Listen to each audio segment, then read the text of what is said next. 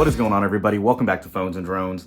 If you guys remember, Apple started developing iOS 16.3 near the end of 2022, and today on January 18th, Apple just released the release candidate of iOS 16.3 to all developers, and they announced that iOS 16.3 will be available to the general public next week. As you guys can see here, we have the download going. It's about 5.5 gigs, traditionally large update since it's restoring everything. We were actually really excited to see this update. It's not very feature rich. You have security keys updated. You have some new wallpapers for the Unity and Black History Month and all that.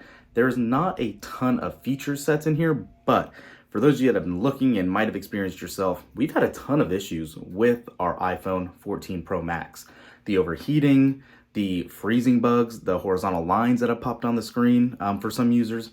The list goes on, and hopefully this update will resolve all of it. It's in the release notes for the patches and the bug fixes that this should do exactly that, but we will have to see. I can tell you from the last beta that we were using for a couple weeks now, the overheating issue has substantially calmed down, hasn't been bad. The battery life has been almost back to normal, and I'm hoping this RC candidate build will actually make it so it's not going to be giving us any issues. Beyond that, let's go ahead, check out the build number, and we'll be right back. All right, so we just finished installing 16.3, and as you guys can probably see already in a couple quick call outs, this has been a lot smoother already than the prior beta. I've had no hiccups and obviously no overheating yet. Still early, but already a good sign.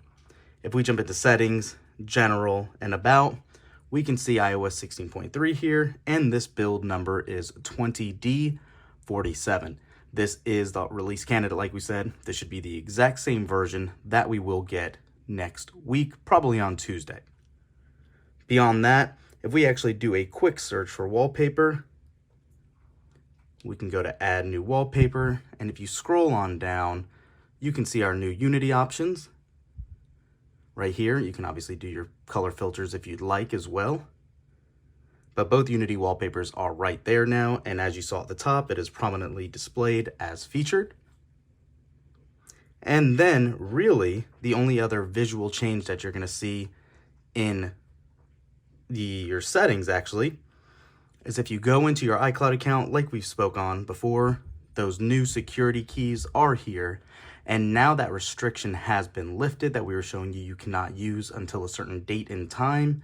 Once you go ahead and jump into the security keys aspect and click add security key, you can move forward, and it's telling you you need 2 security keys to begin this, and you can continue and work on all of this as you would like.